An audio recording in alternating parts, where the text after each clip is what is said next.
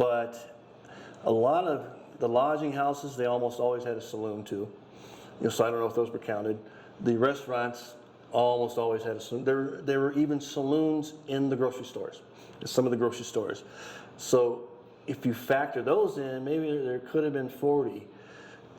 The big thing behind that story is, or the main person behind that story is Bucky O'Neill. Bucky O'Neill, whose statue over here in the square we revere.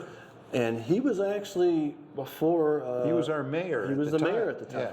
But when he heard about the Spanish-American War, Bucky had glory on his mind. He was kind of a grandiose guy. He was one of those guys that luck seemed to follow him. Everything turned to gold almost. And he had some failures. He ran for some offices that he didn't win, but he won when he was sheriff. His campaign slogan was, "Let me give it a shot."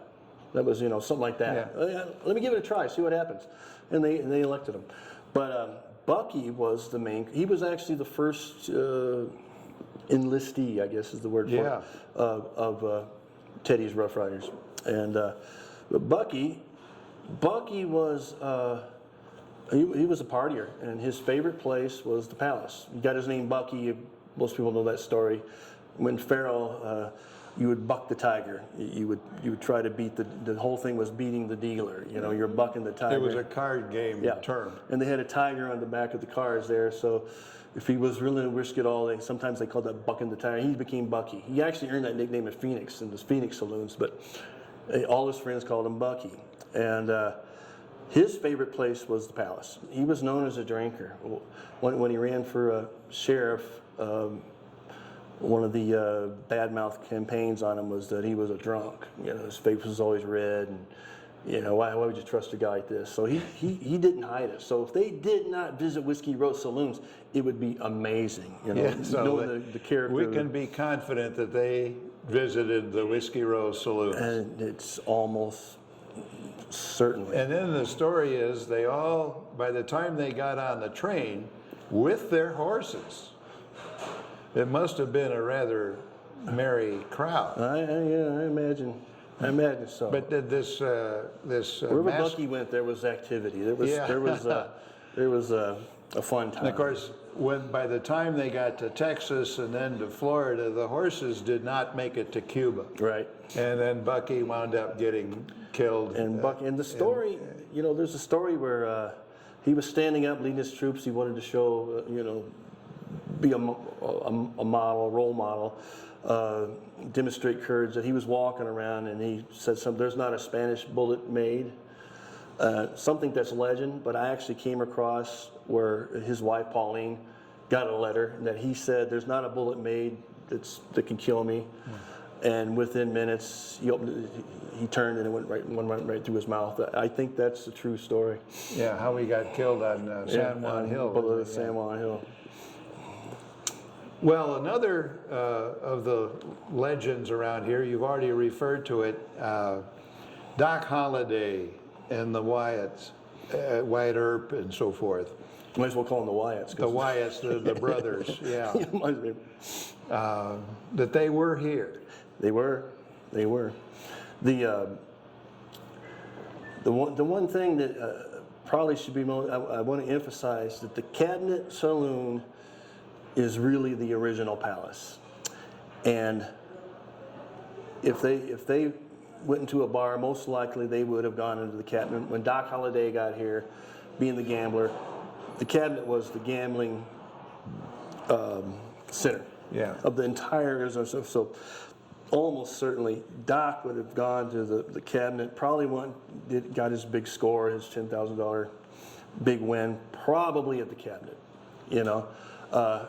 The Palace that's named the Palace wasn't here yet, so you can't say he was at the Palace, and it wouldn't have mattered anyway because the Palace was situated. That was when the Palace was over on the Earps preceded the what became known as the Palace, and people probably know that of all the Earps, it was Virgil who had the most time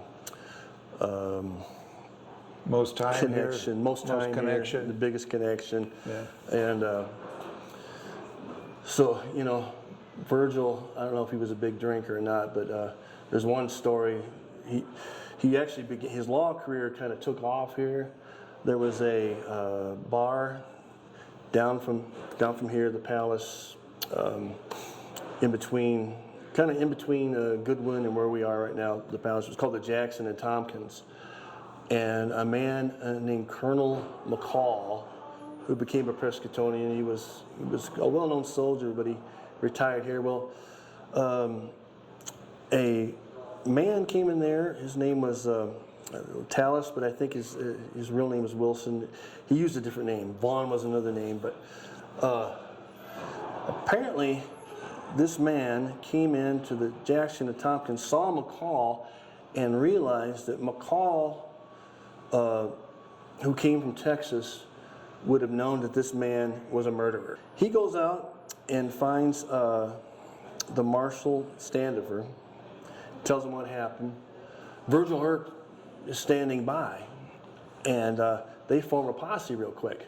They come in and they try to arrest Wilson, but Wilson drew his gun at some point. Apparently right before that, one of his guys had shot at a dog, and he thought that's what it was.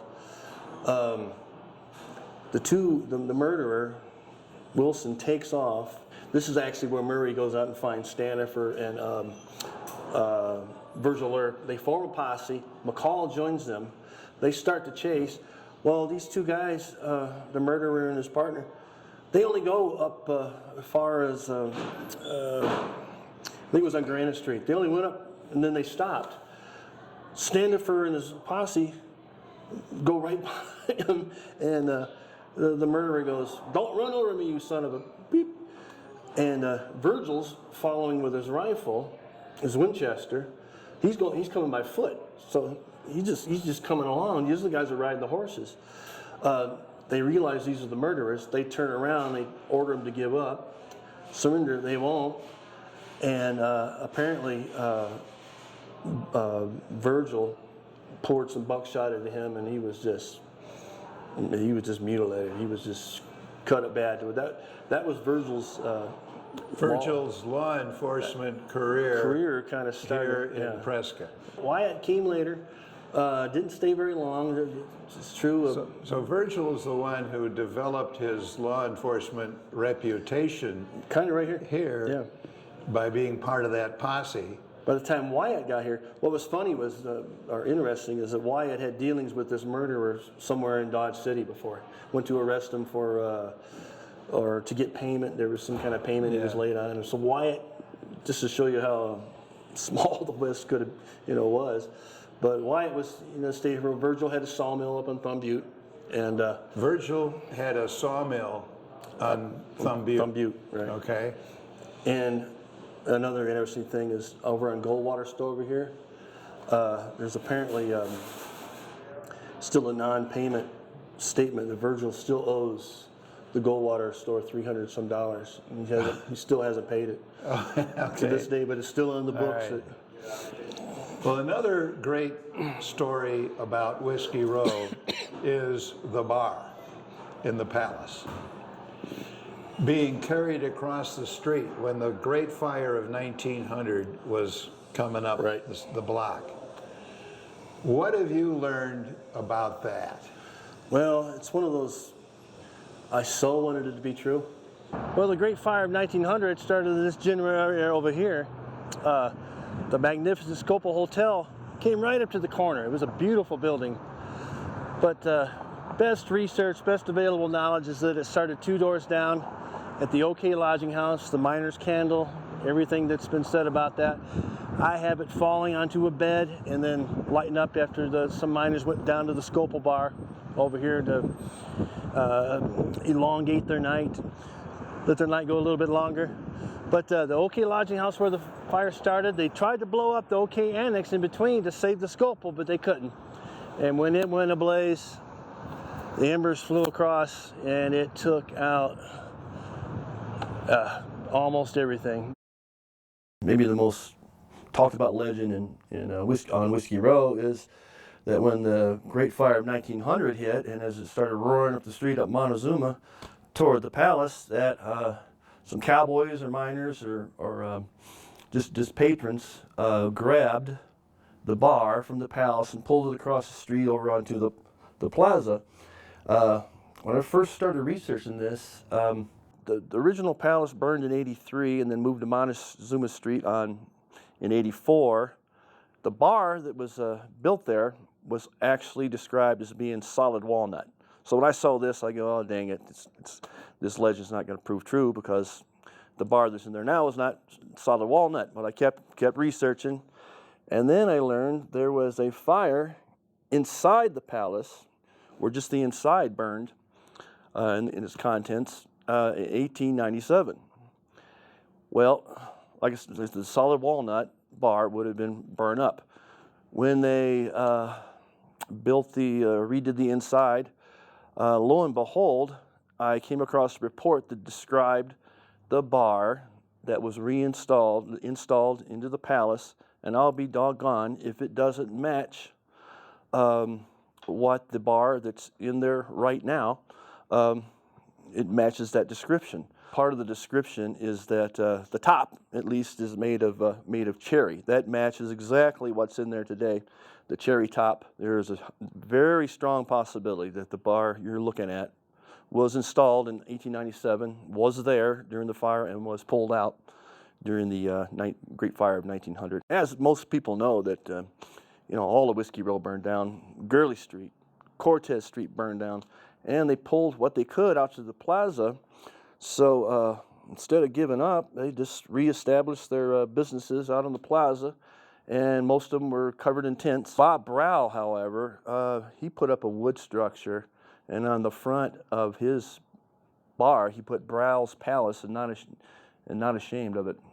And if you look in there real closely at this picture, you can see a bar in there. And I'd like to someday maybe find out a way to get a good close-up of that bar. But you can see a bar inside this makeshift structure.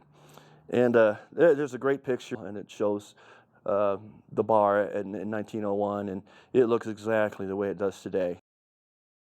Basically, after the Great Fire, the cabinet and the palace kind of merged, Right. and became the palace as we know it today. As we know it today. And at the time, too, there's some shops on each side over there, and then there's Jersey Lily upstairs, but that was all part of the palace. So. But the bars like Jersey Lily and the other bars up and down, Matt's and so forth, they all came into being after the Great Fire of 1900. Right. And that's going to be book 2. It's going to be book 2. Book 2. And book 1 of the history of Whiskey Row is from the beginning up to the fire. Up to the fire. It ends right at the fire, and then second book will be the rebuild. And much credit has to go to the current proprietor of the palace, Dave Mickelson, who, of any place on Whiskey Row, even in the West, that you get the feeling of stepping back in time and you feel history. That was achieved by the current owners. For a long time, the palace was a bar, but there was no connection to its past. Yeah. Mickelson took that, and so we're very fortunate to have today's palace, which is essentially like coming into a museum, where you can drink and have dinner and look at history and so forth. Yeah. Well, I think we're come in and have a Coke. Yeah. Just to be, Speaking of Cokes, Brad Courtney, thank you so much for what you're doing, and our experiences here and in other locations on Whiskey Row will be enriched, and we will be able to tell all of our visitors who come to Prescott a little more of the stories of Whiskey Row.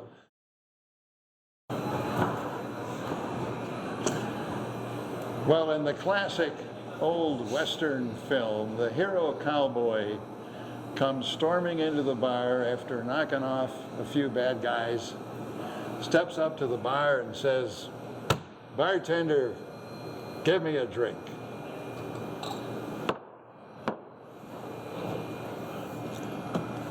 And this is not tea. This is great. There we go. But here is to the success of your book, The History of Whiskey Row and the Palace Saloon.